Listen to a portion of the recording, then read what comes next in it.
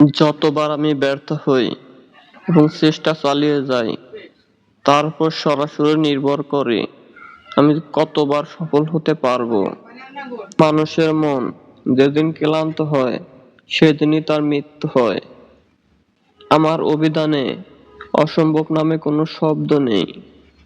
তোমার স্বপ্ন আর তোমার মাঝে দাঁড়িয়ে আছে কেবলমাত্র একটি জিনিস, সেটি হচ্ছে অজুহাত।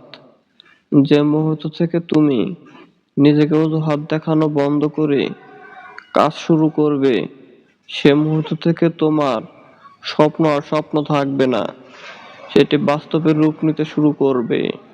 তুমি যে নতুন একটি কাজ হাতে নিয়েছো, তার উপর ভিত্তি করেই সত্যিকারের সিদ্ধান্তের মাপকাঠি ধরা হয়।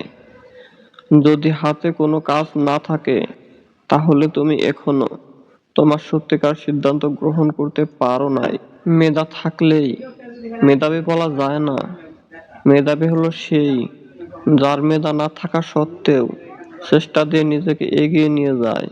একজন গড়পড়তা মানুষ কথা বলে, একজন ভালো মানুষ ব্যাখ্যা করে, একজন ঊর্ধ্বতন মানুষ কাজ করে দেখায়, একজন সেরা মানুষ অন্যদেরকে প্রেরণা যোগায়, যাতে তারা নিজেরাই কাজকে নিজের মতো করে দেখতে পারে। এই বিশ্বে স্থায়ী কিছুই না, এমনকি আমাদের সমস্যাগুলোও না। তোমার দর্শন ও স্বপ্নকে নিজের সন্তানের মতো লালন করো, কারণ এগুলোই তোমার চূড়ান্ত অর্জনের প্রতিচিত্র হয়ে উঠবে। যেই দেশ সৃজনশীলদের চেয়ে চাকরদের দাম বেশি দেয়, সেই দেশে শিক্ষা ব্যবস্থার অধঃপতন সুনিশ্চিত। নিজের লক্ষ্য ও স্বপ্নকে তোমার আত্মার সন্তান হিসেবে লালন করো, এগুলোই তোমার চূড়ান্ত সাফল্যের নকশা। জেগে ওঠো, সচেতন হও এবং লক্ষ্যে না পৌঁছানো পর্যন্ত থেমো না। সাময়িক প্রয়োজন দীর্ঘ সময়ের দুঃখের কারণ। নিজের থেকে বড় কিছু তৈরি করার জন্য তোমার মধ্যে সব ক্ষমতাই রয়েছে। কখনো হাল ছেড়ে দিও না। এখনকার এই দাঁতে দাঁত চেপে করা কষ্টগুলো তোমার বিজয়ের খেতাব দেবে সারা জীবনের জন্য।